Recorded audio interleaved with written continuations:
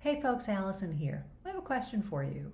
Are you going through, or maybe you did go through, a midlife crisis? Or maybe even earlier than that, maybe in your 20s or 30s, and you're like, wait a second, this is not working out the way I had planned or wanted it to work out. Now, I think the reason is this, that often, especially when we're young, we go to school, we kind of start doing all these things we think we're supposed to do, but we don't really think hard about what we really want, what the target is, right? We just start, basically we shoot out all our arrows, and then later in life we start throwing out the targets. It doesn't work that way. So it's never too late to stop and say, wait a second, if this isn't working, then maybe I need to set my targets and then shoot the arrows toward them. Now, if you're young, if you're just starting out, if you're going to school, really think about, what do you want your life to look like? I see so many people, they go to school, they major in something that seems really interesting when you're 17 or 18, but they never stop to consider, what will my life be like if I pursue this in the future? Right? Sometimes there's a lot of degrees that really won't get you a job, or won't get you the skills that you need to maybe start a business or whatever it is you're looking to do. So I think we need to think about that. Parents, I would encourage you to really sit down with your kids and draw a picture of, where would you like to be when you're 30, when you're 35? Do you want children? Do you want to be home with your children?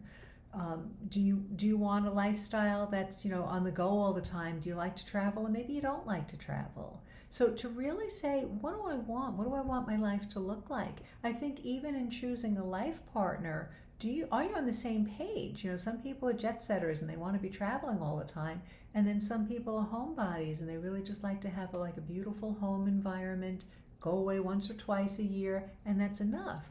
I think it's really important, before you start shooting out all your arrows, all right, think about what those targets are. Hold on to some of those arrows, right? I mean, there's always more. You can always set new goals. That's where working with a life coach is really helpful.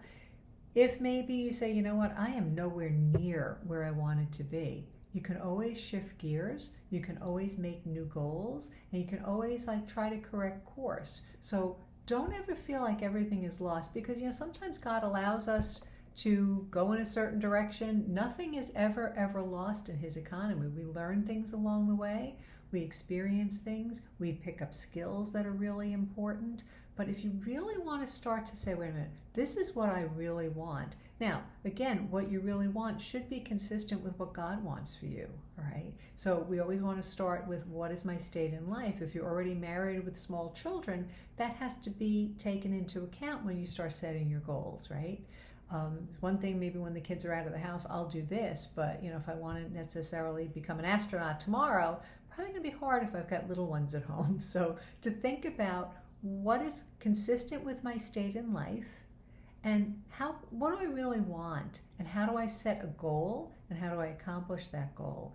Even little things, setting that goal, you're going to accomplish it more so if you write it down and if you're really clear on it, because then you know what you need to do to get there, as opposed to doing all the stuff that we do. And everybody's so busy these days, but are you getting where you want to go?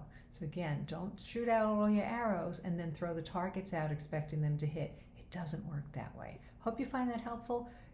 Download my free report, Live a Life of Purpose and Joy, How a Catholic Life Coach Can Move You from Ordinary to Extraordinary. That's the key. God bless you.